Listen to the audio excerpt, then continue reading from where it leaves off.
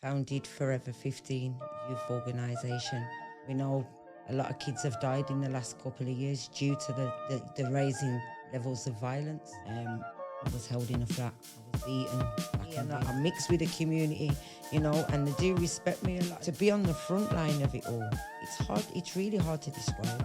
Half of our young men, young adults, are not getting this help until they go to prison. You're not listening to the sirens. You're not walking out on the roads. But he also knows that there ain't nothing I can do to get you out of this. Yeah. Because I warned you. When we go out and do these things, we're putting ourselves at risk. Thank you for joining us. Thanks for having me. We've been watching what you've been doing for I think it was last year, you know, we started the dialogue and speaking. But thank you for finally coming up and joining us today and, you know, talking about this important subject area. And but what I'm gonna do right before we start is put out a disclaimer as well, because if anything that, you know, the listeners triggers anyone, we're gonna put some contact details in the descriptions. So just reach out, and Michelle's details and how to contact her will be there as well. And I'm sure if you reach out and you need signposting to the relevant services, I'm sure Michelle will signpost you to in the right direction. Trying my best. Trying my best. So, you know, to start with, right, for people that don't know who are you and what do you do? I am Michelle Halsby, and I founded Forever 15 youth organisation. We're based in Handsworth, but obviously we go all over Birmingham. We're not just based in one place. And it's about anti-knife crime, youth violence, gun crime, county lines, drugs, and what we can do to try and prevent our kids dying from the streets. Unfortunately, we know a lot of kids have died in the last couple of years due to the raising levels of violence. Yeah. And whenever we start these discussions, right, when I think about people's life and things that they've gone through in their journey, it often really shapes, you know, who they are and also the things that they're involved in. So, you know, to understand the reasons why you do what you do and the reasons why you've set up Forever 15, what would you say some of the kind of like key things that you've been through that's really guided you in terms of to doing these things now? First of all, I was kidnapped myself when I was 15. I was held in a flat. I was beaten, black and blue, had my nose broke, had my pelvis broke, broken bones, God knows what, to the point where my face was unrecognizable at one stage. I got dumped outside a hospital. I eventually then managed to contact my mum after several weeks. I ended up in a women's refuge, and I was just turning 16 by the time I got away and got into a refuge. So that is part of the reason why I deal with the county lines and the sexual exploitation part of Forever 15. Yeah. But also from then, when I came out of the domestic violence unit, I went into a normal youth hostel. Yeah. And I started mixing with gang members because of the experience I had from being kidnapped and beaten. I was scared. I was a young girl and I was scared. And the people I hung around with had a bit of a reputation. So I felt protected. But then that same protection kind of got me into a deep path of starting to into crime. It started off with petty things like, you know, theft and credit cards and, you know, but then it ended up where I was selling drugs, holding drugs, you know, guns, going on certain little activities that I shouldn't have been going on as a female.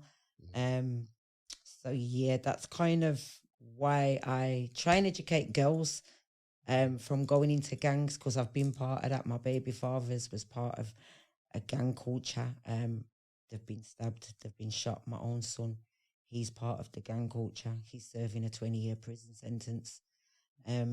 So that's why I kind of that's where my backgrounds come from, to try and make me speak to the kids and do better for the youth, because I know what it's like to have gone down that path. I was looking 10 years for conspiracy to murder in 1999. You know, I've been raided that many times by the police. When I started out as Forever 15, they couldn't believe I was the same person that's asking them now, let me work with you, you know, because of my past and my reputation and the things I'd done and the people I'd mixed with. So yeah, that's just a little breakdown to why I kind of do what I'm doing. Also, my daughter's cousin was murdered. My son also had his friends murdered, Dejan, Sekou, Keon, Akeem. You know, we've lost quite a few young kids out on the roads in the last 2.5, 3 years as well. Which is why Forever 15 became the name. 15 because Keon was my son's first friend who got murdered. He was 15. He's never going to get older. He's always going to be Forever 15. Oh, So hence the name of Forever 15. yeah. And because when we were speaking as well, because we're going to touch on some of those things that you spoke about, but one of the things that struck me when we was like setting up this conversation was where you was talking about the grooming aspect, and you was talking about back then, no one knew about grooming. It wasn't even grooming. No, it wasn't classed as grooming. It wasn't. You was just classed as a naughty person that had run away, not gone home. My mum actually reported me missing 1,000,001 times to the police. Yeah. You know, like, and I did get arrested. Do you know what I mean? And the police was like, your mum's looking for you. But because I was fearful of the guy that was beating me, you know what I mean? Like, I said to them, oh, I'm all right. Even though by law, they should have like said, no, you're not going back with this guy. You're 15 and a half, blah, blah, blah. They didn't. Like, they released me and that was it. You know, the guy was waiting outside the police station for me, you know. So then back then, obviously, it wasn't classed as being groomed, being kidnapped. She was just a naughty kid. It was only in 1992 that it actually came out then as, this is, I think it wasn't even 1992. I think it was 2001. Bernardo was then discovered that, no, this is actually like sexual exploitation. This is kids being kidnapped. This is kids being treated wrong. So that's when they actually stepped up and did something about it. So then it got recognized, instead of just being a naughty child, you know, it actually got recognized, and now people are trying to step out, talk about things and prevent it from happening. But it's still a long way to go. Yeah. And you know, when you're right, because I saw something, I did read it before, but I saw it on your Instagram as well, where it was talking about the areas in Birmingham that seen like it's exploded now in terms of knife crime. So I think it was saying around the paramedics were called out to 588, you know, victims across Birmingham, and Erdington and King Standing. Yeah. You're out there, right, really responding when you get the phone calls or people call. What is it like? Like, tell people on the front line, what are you experiencing and the challenges as well? Hard, you know. It's very hard. Sometimes it's hard for me mentally and physically, do you know what I mean? Especially when you know some of these kids that are being killed. Yeah. You know, some of the kids that are being sent to prison, you know, because of me being me, and I'm mixed with the community, you know, and they do respect me a lot. And the kids know I'm trying to help them. I'm not against them. Yeah. Do you know what I mean? I'm trying to help you. So when I'm hearing these things and I'm having to go and deal with it, or the police call me and say, Michelle, did you hear this? You know, like, it's heartbreaking. It's hard, you know, to be on the front line of it all. It's hard. It's really hard to describe.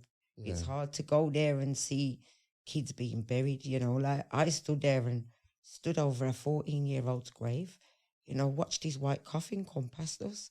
It's hard. It's hard. And I mean, because when we start looking at the like some of the prevention stuff now, right, and you look at, because most of the time, well, I'd say 9 times out of 10, it's kids from marginalized communities, right? There's deprivation, there's peer pressure. There's right? poverty, there's lack of education. Yeah. You know, parents are struggling to even put food on the table. So where are they getting their £150 trainers from? Yeah. You know, there's a lot of pressure out here for parents and for the youth. Yeah. You know, the youth, we all know, they all want to look a certain way, and you don't dress your child a certain way, there's a chance they're getting bullied. The Yeah. kids don't want that. Do you know what I mean? And they know half of their moms can't afford it. So Yeah. what are they doing? Touching the road, going to rob someone, going to sell drugs.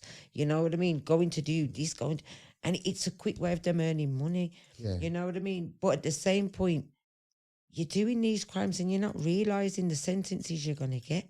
Yeah. Do you know what I mean? Like, I keep saying they could go and do a move and get 100 grand.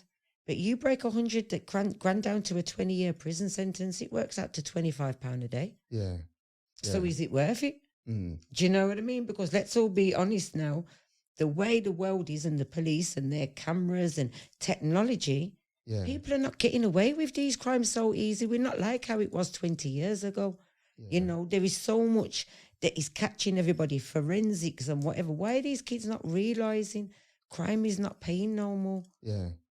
And are people listening to like the kids? Because in the media, you see the reports, someone's been stabbed and so forth, you know, or you may see gang affiliated.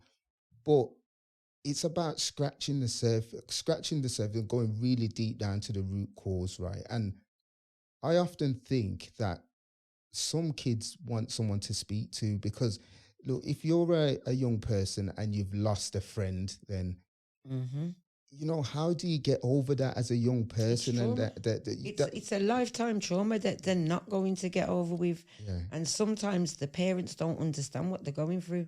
Yeah. Do you know what I mean? Like, if the parents have never been involved in the road life, you know, and their kids have ended up in the road life, how are you going to understand that child? You know, you want the best for your child and you will always try and pull them away from it. But how do you understand? And, you know, like, when their friends are dying, you know, it is hard. My son, you know, he lost how many friends, and it's hard. Luckily, he's got me that understands, and, you know, I can support him. But we've got a lot of kids that are not getting that. You know, like, there's no counselling for them. The schools are not offering them counselling. To have counselling, we're on a 3-4 year waiting list. Is it? For mental health even, do you know what I mean? We've got a lot of kids that are undiagnosed with ADHD, autism, Asperger's syndromes, you know, like even depression is a mental health, and kids are not being diagnosed. You know, the system is wrong. It's because the areas that we're living in, the poverty areas, statistics even show if we live in a rich part of Birmingham, where we've got all the footballers in Little Aston, the posh part of Sutton Coldfield, you know, the waiting list is so quick for those. But for us in poverty areas, Handsworth, Aston, Lozells, King's Standing, Great Bar, where we haven't really got nothing, the waiting list is ridiculous. And the statistics even show half of our young men, young adults, are not getting this help until they go to prison. And it's wrong. Why should we have to have our kids go into prison before we get help for their mental health? Yeah. One of the things that I was, you know, leading up to kind of like this discussion, and you probably best placed to answer these questions, but I was thinking about like the criminal justice system. And for me, from an outsider looking in, it's in terms of reactive. So somebody commits a crime, you react to it, and that person gets sentenced or they go through the courts or what have you. But I personally think that there needs to be some form of like a fundamental shift, right? And I can see what you're doing in terms of like, you know, the football, the games with the police. But I think that there needs to be a significant shift in terms of not moving away from reactive, but starting to look at the preventative measures. That's what I always say. Prevention is better than cure. Yeah. Do you know what I mean? And that's why I'm trying to build something new where we can prevent it. If kids are struggling and they're going through things, come to us. We're going to help you. Yeah. Do you know what I mean? Like, the police are not our best friends. We know it. I've gone through a lot of things with the police. Do you know what I mean? But they are trying now. Do you know what I mean? And I think since the loss of some of the young kids that we've lost, you know, and the few police that I've got to know and speak to, it has affected them as well. Yeah. Do you know what I mean? Like, our local inspector for our area, she's got a daughter not much older than these kids that have been killed, you know, and we've spoken on a personal level. And she's like, me and her's cried together, you know, like, and I know some of these police officers, they do take their power too far. But some of them are really trying, you know, and they are trying to understand what we're going through. But it's only because you've got certain people like me and other organizations that's trying to break the stigmatization, trying to get them to get to know our kids instead of just seeing them as a kid wearing a certain amount of clothing or you've got this. You know, let's get them to know our kids and break down the cycle, strip it all back. Yeah. But I do think a lot of things need to be changed within the system completely, with the police, with education, with probation services, with the prisons, you know, with schools. Everything needs to be completely drawn back and started again. But there needs to be a lot more youth prevention out there for our kids, which there's hardly any right now. Do you think, right, that all those services that you've mentioned, do you think that they have either a clear understanding or some understanding, right, of the makeup of the urban community and some of the challenges that the kids are going through? Not really, because they're not from around here. They might come and work here, but you go home. You know, you're not sitting here 24 hours a day. You're not listening to the sirens. You're not walking out on the roads and seeing certain things and fearing for your kids coming home from school. Yeah. You know what I mean? Like, so they only see it to a certain extent. They'll never feel and understand to a full extent what it's like. Yeah. You know, to come from around here and want the changes. But that's why it takes us as parents, as communities, though, to stand up and say, we want it. Yes. You know, so then maybe the police will stand up more and do more for us, and the government might stand up and do more for us. And what's your thought? Because when you look at like knife crime, accessibility to knives is so easy. You could go in your kitchen or the parents' kitchen and there's knives in there. And I'm assuming that's making your job even harder because what laws are out there? I know that, you know, a child can't just go into a shop and buy a big blade. But you see, the thing is, a lot of the shops are selling big blades because, to be honest, trading standards, they've kind of tightened up a bit over the last 12 months, 18 months. Yeah. They've been going to a lot of shops, local shops, Lozells, Cape Hill, you know, Smethwick, Bearwood, Handsworth, and they've been going to local shops and they've been sending young kids in there as decoys to go in there and see if they're going to get sold bladed articles. Yeah. And there has been a lot of shops that haven't, they've been fined for it. Yeah. You know, so there is a lot that's so easy to get. I mean, even if you don't go to the shop, you can order them off the internet. They're not asking for your ID. Yeah. You know, we've got these knives that they look like your house key, but then you flick it open and it's a bloody blade. You know, you've got ones that look like hair combs and you take the end off of it and it's a blade. All of these things are available on places like Amazon and like it's so easy and accessible to get. So it's like one way we're trying to combat it and trying to get the shops and that to stop. But then you're still able to get them online. And like you say, we all have knives in our kitchen. Yeah. Parents, we chop up our chicken. Do you know what I mean? Like, and they're so easy to get. But I always urge parents, you know, I've learned from my own experience with my own son. My own son's been stabbed. My own son's been shot at. He had his face sliced. He's had his finger chopped off, you know. And he did go and commit a crime. You know, he did fight with a knife as well. You know, I don't condone his actions, but he's sitting in prison now doing a 20-year sentence, you know. So that's another consequence of it. You pick up a knife and commit a crime, be ready to do that time. You know, I miss my son every day, don't get me wrong, and I love him dearly, but he also knows that there ain't nothing I can do to get you out of this. Yeah. Because I warned you and I begged you, don't do these things, and you still went and done it because you thought you was a big man, you know? And, you know, like, so it's, as a mum, it's hard, do you know what I mean? But I see where these kids, it's a dangerous road they're going down. Yeah. And it is very easy to pick up a weapon. You know, and I also say, half of these kids that are out here stabbing kids, they're not even murderers. You've done it on an instinct over something stupid. You probably didn't even mean to stab them. You know, you just went to press them just to scare them. But then that little press has gone through a main artery and they've bled out and they're dead. Yeah.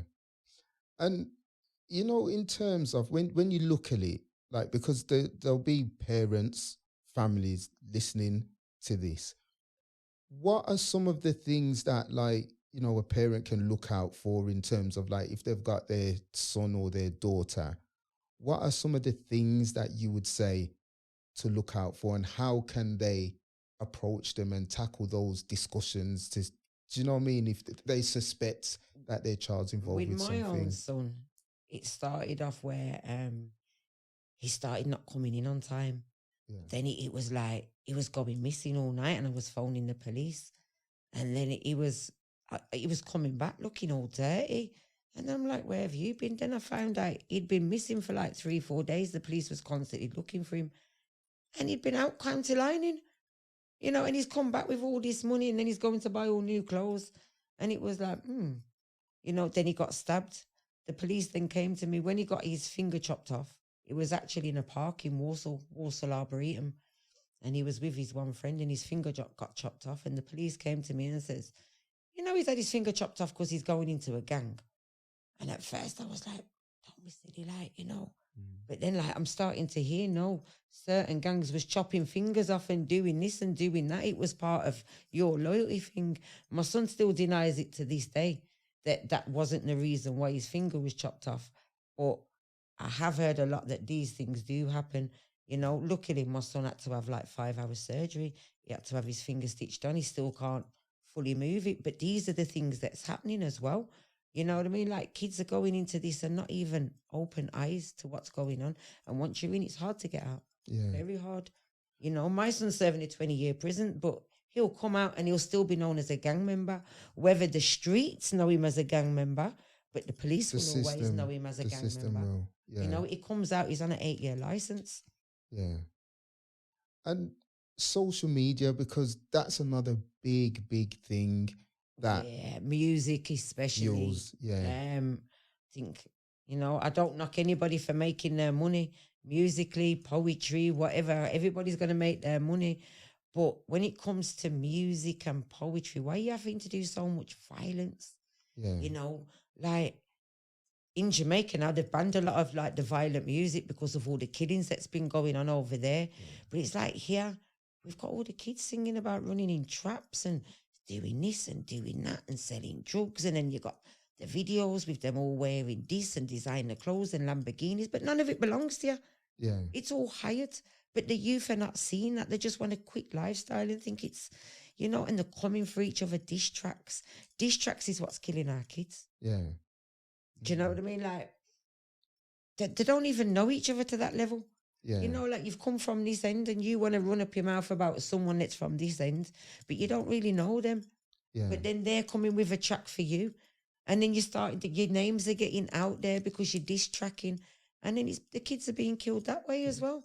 Is there any engagement with like some of the social media platforms or, you know, anyone in social media? I've been trying for years to get hold of BBC One Extra to have these conversations with them, because we all know BBC One Extra play a lot of drill music, you know. They just don't seem to respond. But let's not forget, the more music they play, the more sales they get, the more money they make. So it's all a money thing. It's a system. Yeah. You know, they don't really want to speak to people like us that can open our voices that might make other people think, okay, they're talking the truth. Our kids are being influenced to do these things by certain things they're hearing and watching. Yeah. You know what I mean? So, you know, it's all comes down to money and numbers. Yeah. You know, and all the time money's to be made when it comes to big platforms. They're not going to listen to silly little people like me, even though I'm not a silly person, you know, but I'm just a little fish in a big frying pan. You know what I mean? And they're not going to just listen to me. It needs 100 of me to be at them and say, you know what, blah, blah, blah. But you don't. It's having that collective of people, because your voice is strong in the community, because you're pretty much entrenched in what's happening. So you can provide a lot of advice to people in terms of how to tackle. But as you said, having more of you, right, is the way forward. I mean, talk to me about the involvement with the police. What has been the challenges? And it was hard, to be honest. Yeah. At first, they kind of ignored me for about 6 months. For about 6 months, they ignored me. Like, I emailed them, I was trying to call them, and I got no correspondence. And it was like, okay. Yeah. They don't want to know me. So then I thought, you know what, you're not going to ignore me. So then I started a Twitter account. Yeah. And then I started up my first Instagram account, which got hacked. So then obviously I drew the attention to them that way. And then one day I woke up and I had this email. It was from the old PCC that used to be before the one we've got now. And it was an email saying, oh, blah, blah, blah, Forever 15. We would like to have a Zoom meeting to discuss Forever 15 and what you would like the police to do, blah, blah, blah. So I thought, okay. It was like beginning of the very first lockdown. Okay. So I was thinking, okay, let's see how this goes. So we had a Zoom meeting and we've sat there, and the one police officer, there was the PCC, the deputy PCC, there was a police officer from the violence reduction unit, and another person, I can't remember who that was. One guy is looking at me and he's saying to me, I remember you. I'm saying, me, I don't think so. I don't recognize you. And then he's like, oh, I do. He's like, I used to be in the gun police. And I was like, oh, he was one of the first officers that ever got me with the gun police in 1999. Okay. So then from that, I was like, oh, now how is this going to go? Like, but then we just got talking. I was just me. Obviously explained to them, you know, they already done their research. They knew who I was. They knew what I'd been about. You know, they knew that my son was active or was active until he went to prison. And I just told them. And from them, we just took it from there. They was just like, okay, you try and do this and we'll support you on this. And it's just worked from then, to be fair. Then obviously I got my position on the stop and search scrutiny panel. Yeah. Which obviously that's sitting down, checking the body cams. So if our kids are being roughed up by the police, you know, we all know that's happening a lot. You know, I sit there and I see that and I jot down my findings, and then it gets looked at by further more people above me. Yeah. So like that's an interesting thing as well. Like, you know, because I keep telling the kids there's opportunities, you know, we don't have to work against the police. And because I want to talk a little bit more about that as well, because more of the impact that you think being on that panel, what impact is it having on, say, the young people and how police are, you know, treating them moving forward? To be fair, the young people, they don't mind me doing it. At first, I was thinking, oh, are they going to think I've turned into like a fed or something? Yeah. But when I explained to them, now, listen, I'm doing this for you lot because I want you lot to be safe, innit? Yeah. You know, if you're not being killed on the road, we all know there's a lot of beatings going on through the police. Yeah. So I made them know I want to make them wrongs go right. And to be fair, it seems to be working. Like the police have listened to a lot that we've said. Yeah. You know, we do a lot of reviewing of the cameras, you know, and it does get reported, it does get documented, and it does go above us to get investigated. That's why we've had numerous amount of police officers in the West Midlands struck off lately. You know, we had the one where the young boy was beaten. I think it was in Aston, Newtown. Oh, was that the one when he was running and I think he... Yeah. See, that officer, he's just been disciplined. They've gone now. There was 2 officers, I think, that was involved. They've gone. And that's all because the scrutiny panel was set up for people to be able to look and see what the police are doing wrong. Yeah. Don't get me wrong, if they're doing things right, we do right what they are doing right as well. Yeah. But we specifically look for what they're doing wrong, to make their wrongs right, for them to fix up on what they're doing. Like they've upgraded their body cams now. Yes. Like they've just spent £3 million, I think it was, on new body cams, which before you never used to hear the full footage. Yes. Like the first 10 seconds of the video coverage would be missing the audio. Oh, dear. Now it's linked from the second it's gone to an incident, it's linked. It can also get linked to a live view at the police station. So somebody with authority can watch it directly to make sure that things are going on, like when the armed police or hostage situations, or sometimes if there's a violence, like they can link it straight to the station. So you've got inspectors and people like that watching to make sure everything's going correctly, which is a good thing as well. Do you know what, Michelle? That is good to know and to put out there, because going back, I did see the footage. I think it was on social media, the policeman, the Newtown one. And then you hear that the person's been struck off. But it's good to hear what happens in the background in terms of there's accountability now, there's scrutiny, and it's not just that this person's been struck off. It's that, you know, there's the scrutiny there now, and they have to answer questions. Yeah, they have to. Yeah. They have to answer the questions. There's no ifs, there's no buts. They have to answer. Also, with the new body cams, the batteries used to run low. Yeah. And sometimes it would cut the footage. So you wouldn't get the whole footage 100% all there. The footage cannot go missing. It gets downloaded as well straight away, as where before you used to have to go back, put it into like a hub, and then it'd have to charge and then download or however. But now it can just directly go straight and get downloaded. Yeah. And talk to us about the football match, because sports always a good thing. We've got another one coming up, you know. Is it? Well, to be honest, I didn't think we'd get it to happen, because the police was like, yeah, we'll do it with you. And then it was like, okay, let's see if we can push our luck and get some people with authority to do it. And then we did. Yeah. We had our deputy PCC, Tom McNeil, he came. Yeah. We had 2 inspectors come. We had Birmingham City Football Club and the community section come. Oh. Yeah, because they do part of our sponsorship, the Birmingham City Football community group. Okay. So we kind of sponsor each other. They need something, we help them, and they help us. Yeah. So obviously, like, it's about the communities working together, innit? Yeah. So obviously, yeah, we had all them come, and it was amazing, to be fair. It was peeing down the rain. It was meant to be outside.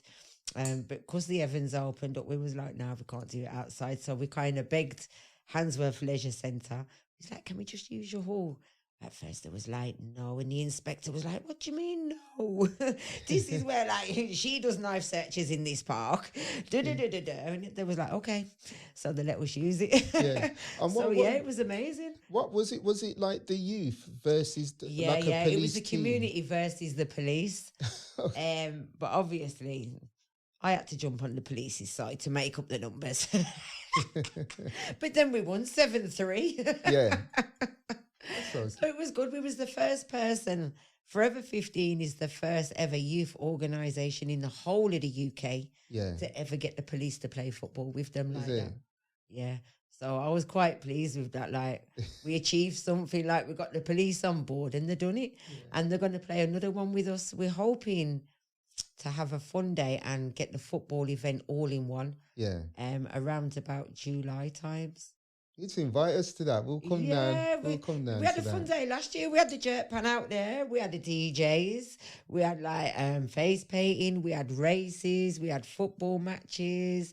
We had loads, like the bouncy castle, popcorn. We had it all last year. Yeah. But we did it in a different park. And a lot of people kind of found it hard to find that park. So this year we said, nah, Handsworth Park, we're going bigger.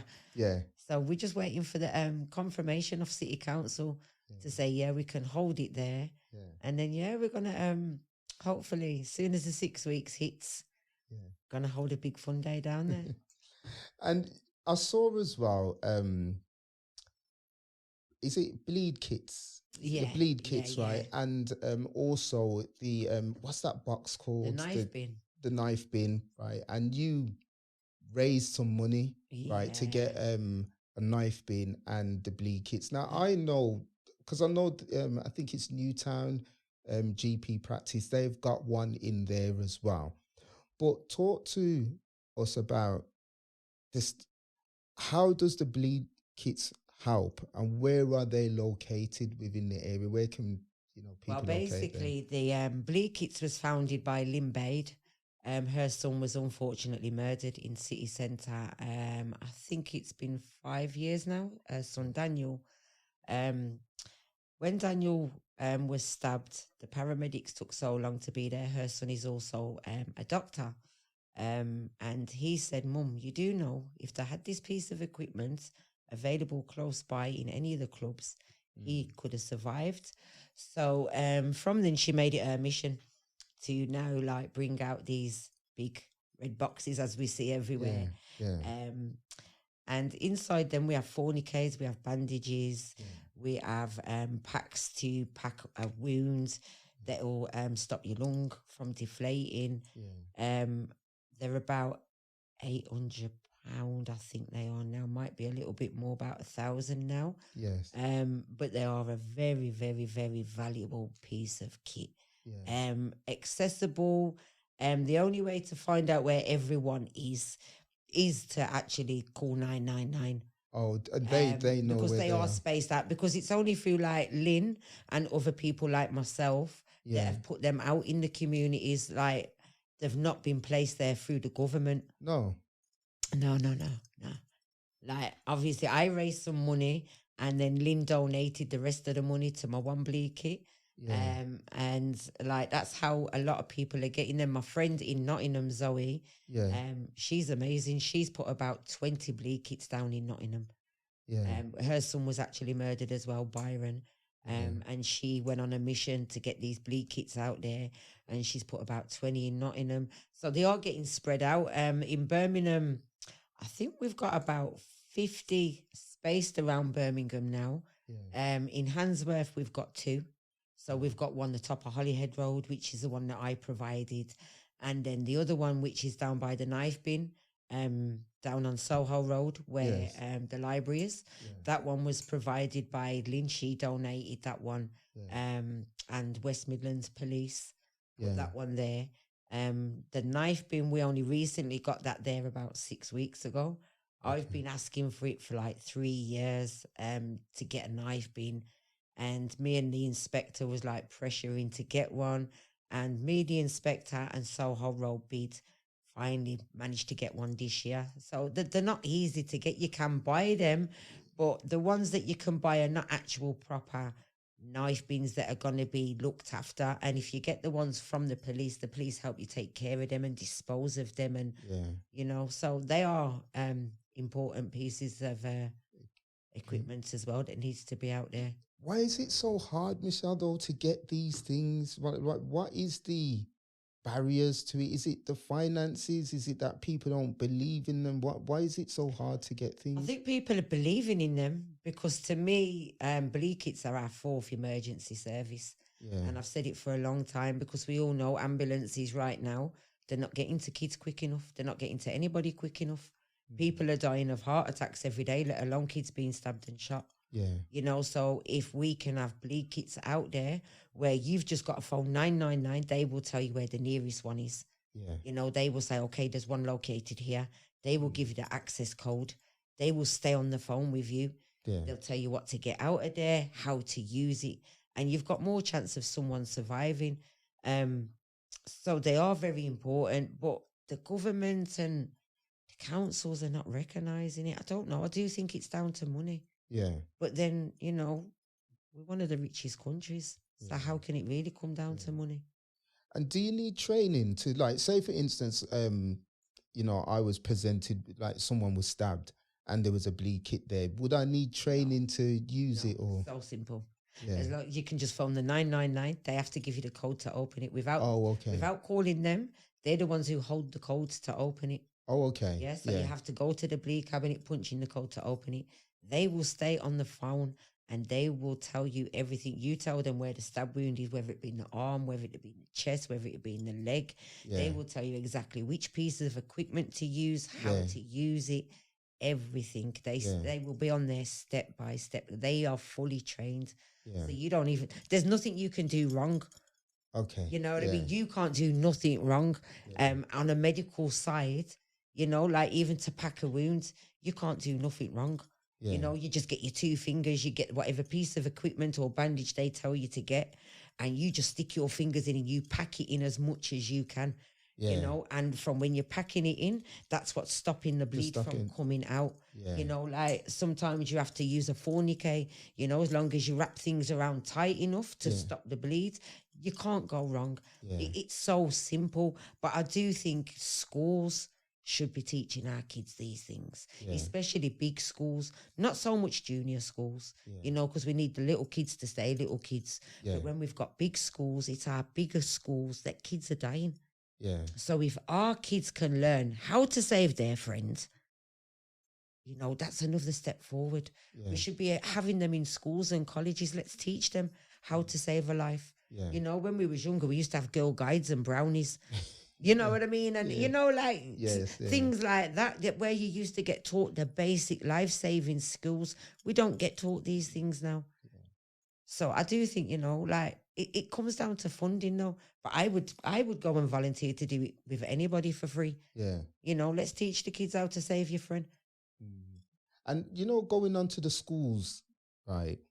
In your work, are you involved a lot with the schools, and what is happening in the schools as well in terms of identifying things like if someone's being groomed or if they suspect someone's involved in county lines or, you know, this knife culture? To be fair, I'm trying to get in with the schools now. The schools, I don't even, they've got their own little teams, but I don't think they're trained enough. Yeah. To even understand like some of these things that the kids are seeing and going through. Yeah. You know, like I know a kid that's grandparent passed away, and instead of them supporting that kid, the kid got kicked out of school because the kid's behavior went downhill and they were struggling in school, you know, and it was like, that's a bit wrong. Like, support the kids. So if you're not supporting the kids through a normal death, they're not really supporting them when their friends are being murdered. I do find it hard with the schools, but that's why I try and do after school programs with the kids. Oh, okay. Do you know what I mean? Like, because if the schools are not wanting to work with me, well, I'll work with the kids after school. And the kids know I live smack bang in the middle of Handsworth still. I live literally around the school from Holyhead. Holyhead's there, my house is there. Do you know what I mean? The kids see me out on the road every single day of the week. They see me go down the park and do knife searches and that. So the kids always know I'm local anyway. You know, so whether you can see me in your school or not, you've got my social medias. Most of them have got my WhatsApp. You get me? Oh, they know where I am. They know where I live. They walk past my house most time. So like, to me, like they already know that I'm about anyway. So regardless of whether the school want to have me in there to support them, they know I'm still outside them gates supporting. But we are going to try and set up a chaperoning service, hopefully soon. To try and make sure the kids are coming out of school safe, getting on the buses, getting to like their locations. We're going to be working with Go Girl in Birmingham. What's that? Go Girl. They deal with they're from the other side of Birmingham, just past Moseley Kings Heath, where I think it is. But they deal with young girls that are on the border of going into gangs or have been associated with gangs. So they're trying to stem them from going in and getting deeper. So obviously they do a lot with the younger girls and try and do motivational stuff with them, and they do dancing and other things. And so we're trying to incorporate with them as well, to make sure we all know girls are getting into trouble as well. It's not just our boys. You know, we've got girls that have been done for throwing acid in faces. You know, we've got girls that have gone to prison for stabbing people, murders, you know, so girls are as bad. And I was one of those girls, you know, so they are trying to stop our girls from going through what I went through, basically. So, they're a good little organisation and they're doing their thing. Do you think it's harder to get through to the girls than it is with the boys? Because obviously, like what you see and the social media and that is mainly the boys that are involved and men are involved in it. But do you feel it's harder to really engage with the girls and talk to them and for them to open up as well and say, look, there is a problem, I'm being bullied or I'm scared of this person? And to be fair, they do. Girls are a lot more not wanting to speak.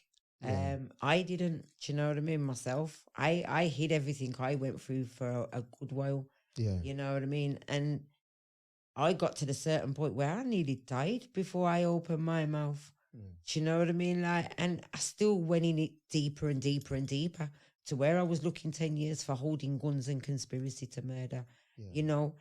And I do think girls need educating more, you know, but sometimes it's because they feel they're in love. Do you know what I mean? Oh, I've met this boy and he treats me good. He goes here and he goes there. But at the same point, you're holding this for him and you're holding that for him. So when you're getting done for it, you're going down as well as him. 9 times out of 10, you're probably going to hold the rap and he ain't going down at all. And this is what they're failing to realise. Do you know what I mean? And it is hard to reach out to girls unless you've kind of been there and done it. Like I find a lot of people that are out here saying it have not even come from the backgrounds. They've not even walked a day in our shoes, let alone a year to understand how our mind thinks.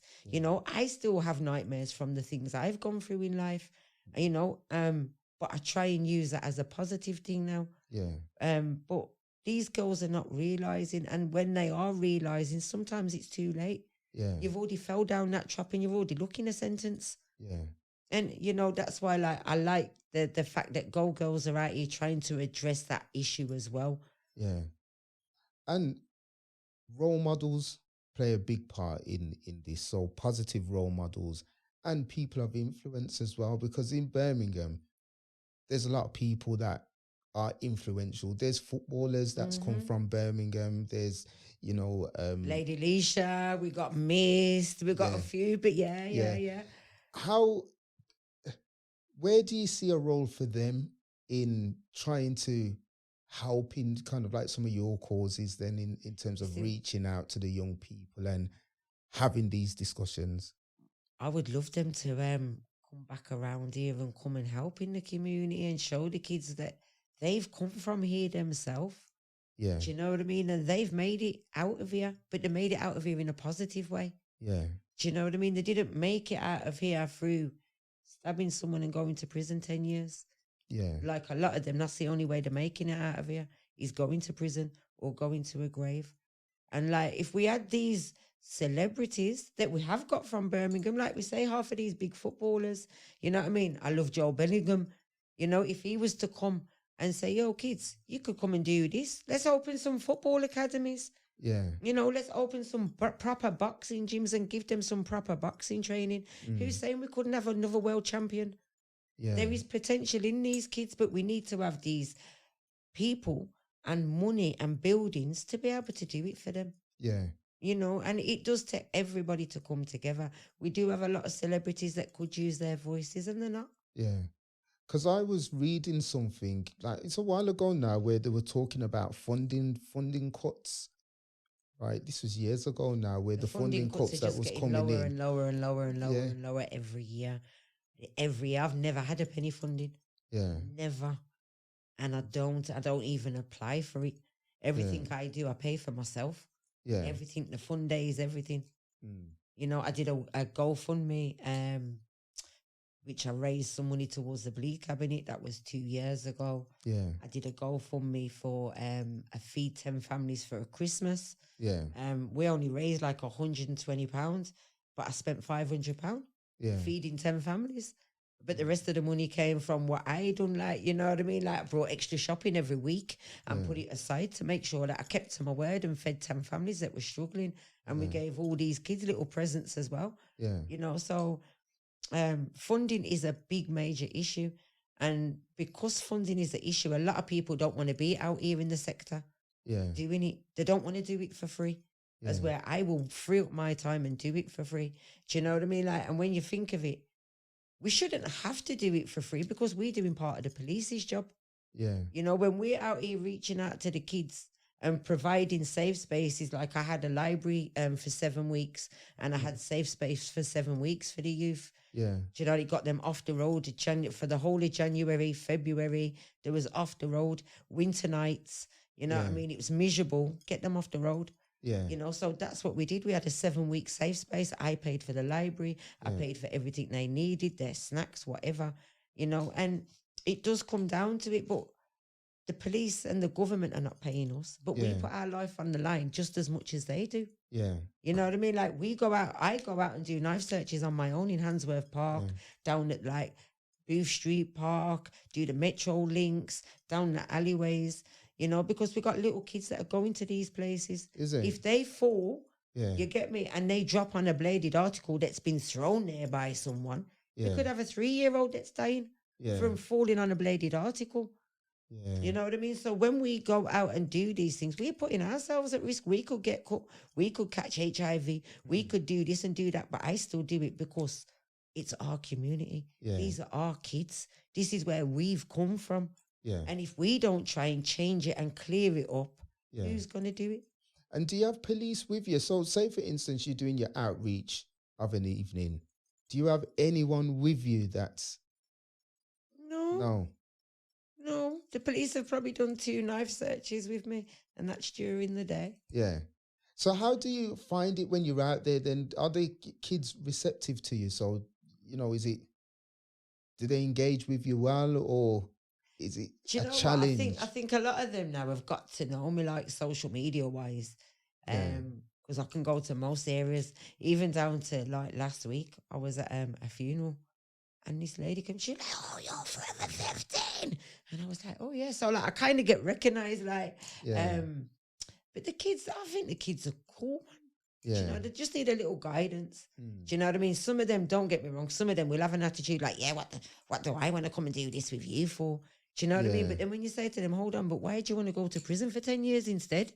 Yeah. You know what I mean? Why do you want your mum to come and lie over your grave?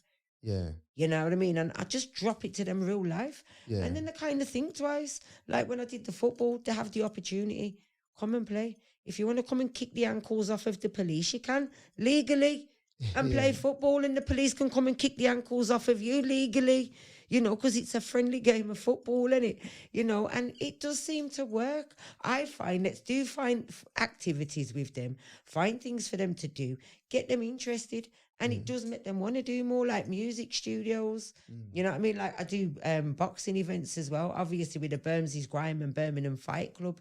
Oh, okay. Yeah, so like obviously we're looking for like young fighters that are 16 to 21 that can go and fight in a ring as well. So instead of fighting on the roads, put the knives down and put your gloves up, and it come and fight in the ring.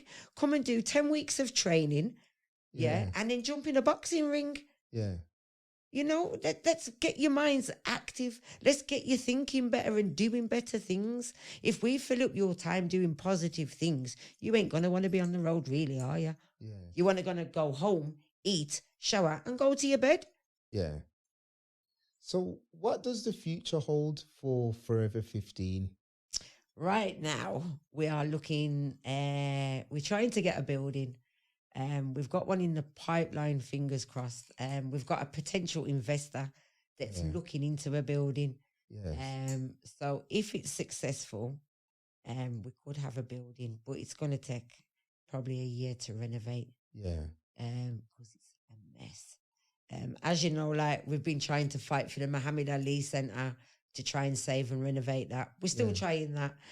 But the future is just still be out there supporting the kids. Try and get a building. We're going to do the football match again. Yeah. Police versus the Streets round 2. Get involved. Yeah. Get involved, guys. We will be there. Definitely invite us to do that another one. fun day. We've got some more boxing matches coming up this year. We've got one in a few weeks. So if anyone wants to come and support the boxing matches, just come out and watch the boxing.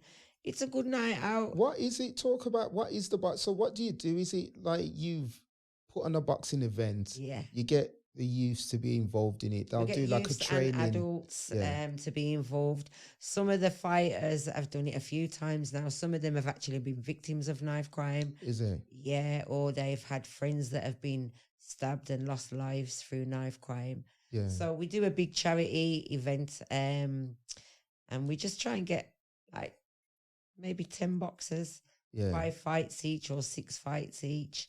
And we just make a whole big night, and we do, we have like music on there. So we have DJs, we have people come in and do speeches in the ring about knife crime, youth violence. Yeah. And then obviously we have all the boxers in.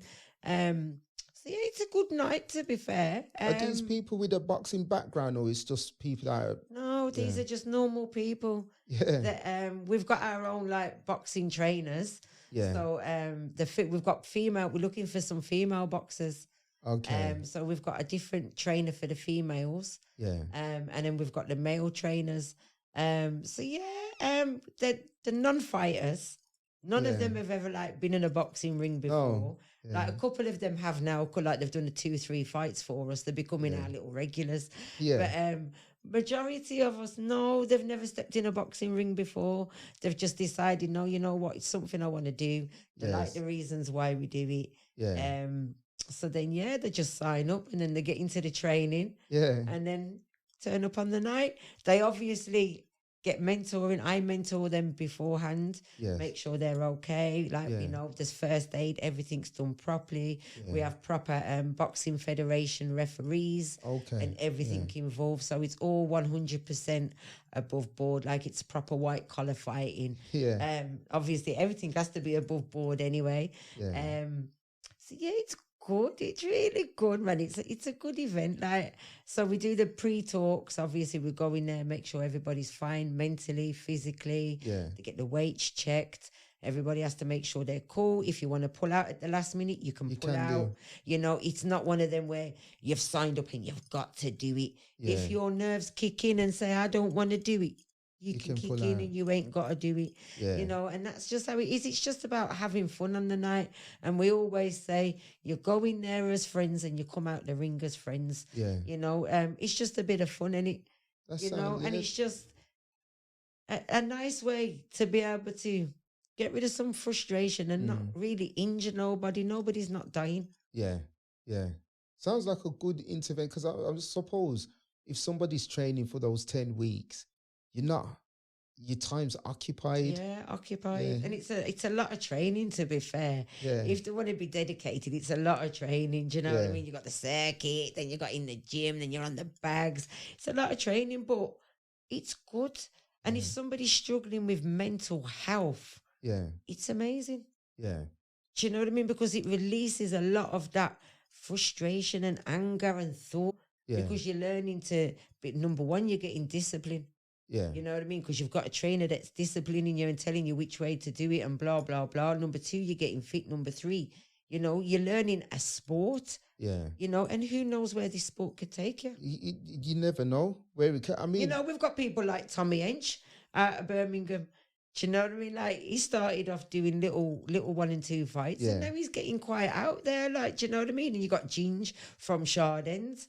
Do you know, all of them people? You got like Bouncer plays dirty. He set up his boxing thing. Like, you know, you never know where it can get you.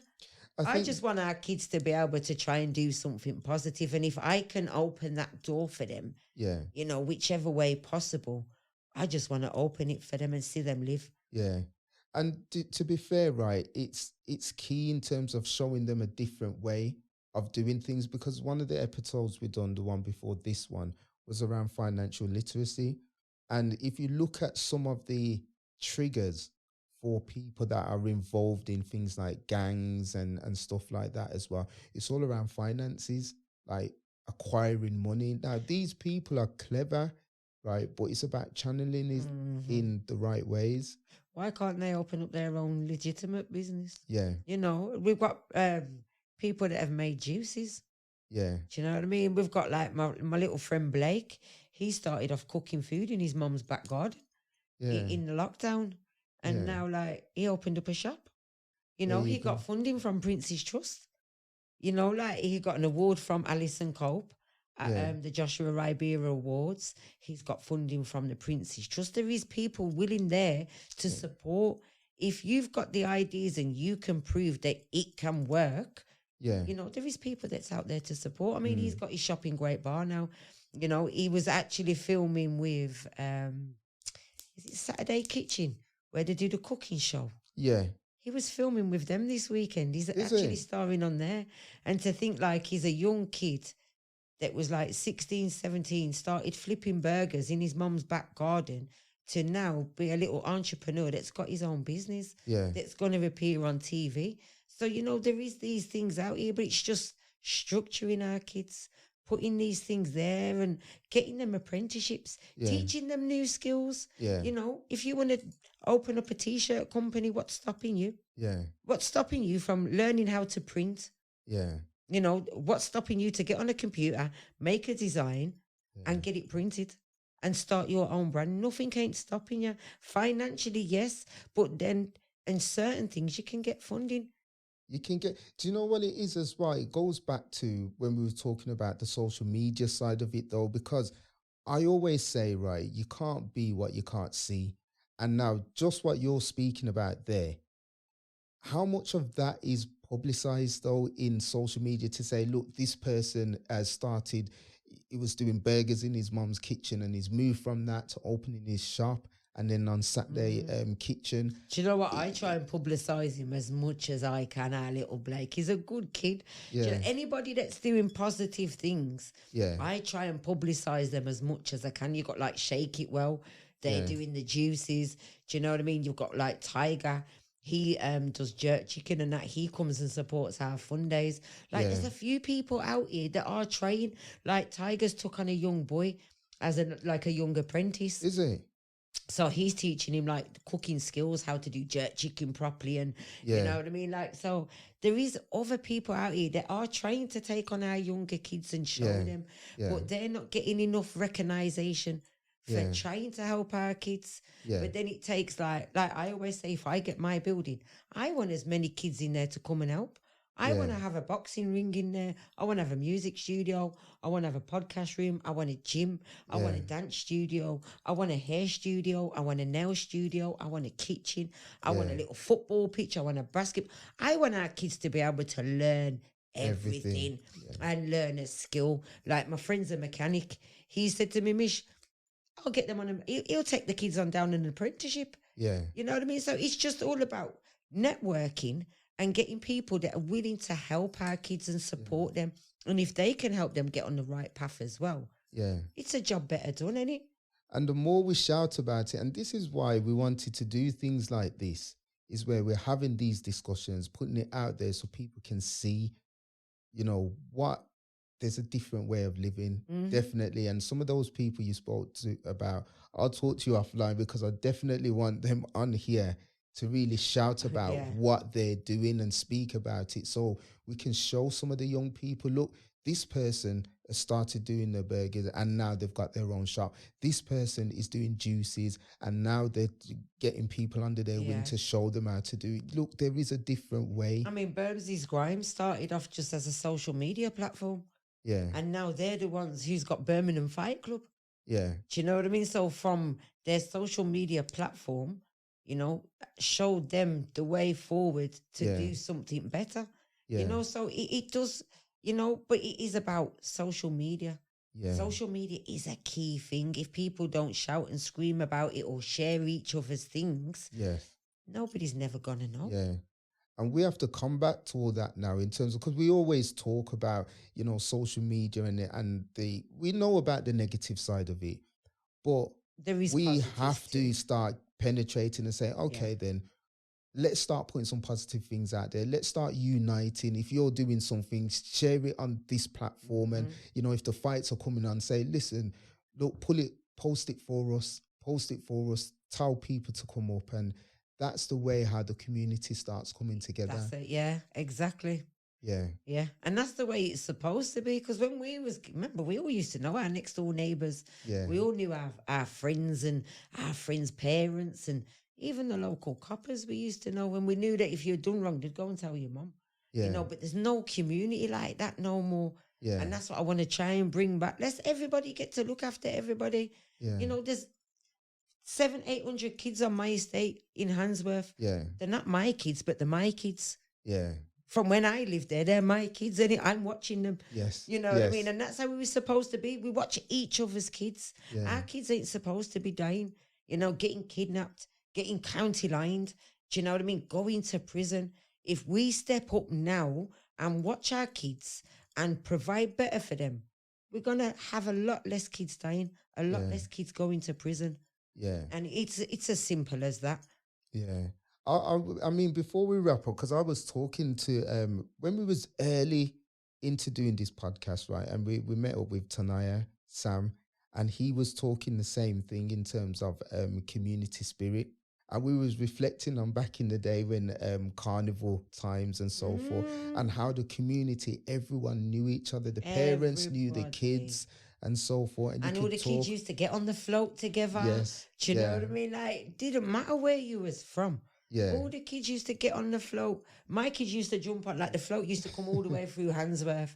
And like the float would be full before it even touched up the top. But my kids used to get on at the Queen's Head pub where the big John's is now. Yeah. They used to jump on from there and go all the way down on it. They never knew all the kids on there, but they still got on there and they was made part of it. Yeah. And, you know, like things like that, we had took away from us. Yeah. Carnival, which used to bring the community together. Okay, we have Simmer Down, Yes. but Simmer Down's not free. No. You know, not everybody can afford to go Simmer Down. Now, Mukhtar, if you ever hear this, you need to fix up. Because as somebody from the community that's got 5 kids, you know what I mean? Who's paying £10 and £15 to go in there if you've got so many kids? You know, it's wrong. It's wrong when we all know they get government funding. Yeah. He gets government funding to put on this big event in the park, you know, but yet you're charging people that live in that area, the community workers that keep the kids safe. People, you shouldn't be doing that. Yeah. People that live on the same road are having to pay £10-15 to go in the park.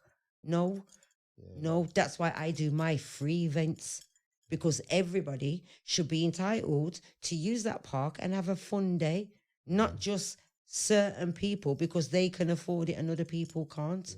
It's wrong. It is because if I reflect back in the day, we never got charged for Carnival. No way. We was in there and that was it. Didn't have to pay at all. I don't see why we should all be paying to go in our local parks anyway, when the gates are left open 24 hours a day. Yeah. You can climb over the railings 9 times out of 10. So why should we have to pay to go in our local park for one day? It's wrong. Yeah. It's wrong.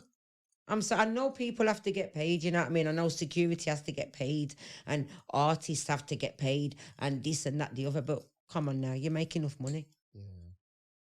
Michelle, before we go, what is the one thing, and it doesn't have to be related to what we were talking about, but what is the one thing you think that people should know?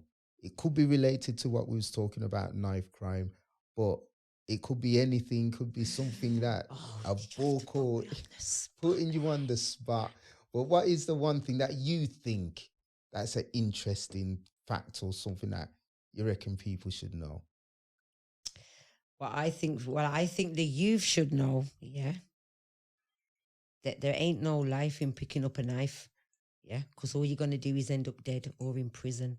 And everybody that goes to prison, I don't care if you're 20, 35, 55, you all miss home one day, You all want to come home one day.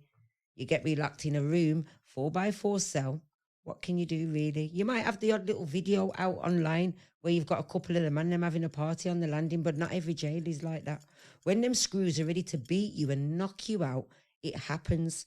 You know, there's a lot of violence that goes on within the prison, and your man, them ain't there to protect you then. You know what I mean? You're hanging around in gangs on the road, but when you go to a prison, it's a different gang and it's a different kettle of fish.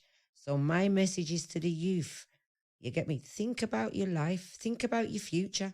Let's do positive things, you know? There is ways of making money without doing road, without going to jail, without going to prisons. Think of your mums. Think of your nans. Think of your dads. You know, think of what they're going to feel when you're no longer here. Because I know as a mum how it feels. I've stood over my son when he's been bleeding out. Luckily, he got saved. You know what I mean? But then 4 days later, he got done by armed police and he's doing 20 years in prison. Yeah. So as a mum, I beg all of our kids, you know, I beg the parents, check your kids' bags when they're going out the doors. Check their coats. Check the pockets. When they're out, check the rooms. Let's just double check that our kids are safe.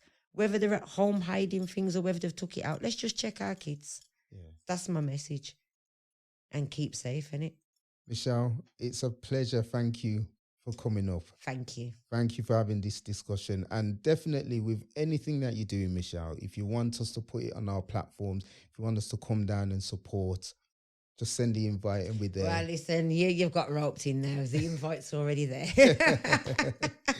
Especially for the football. We're there, man. This guy, he can play football anyway. He's to be fair, he looks like he's got footballer's legs, Jason, just sitting over there all quiet. He's a bit of a footballer, so we'll get Jason in there as well. Get him to ping some balls over. I wonder whose legs he's going for. The inspectors? The sergeants?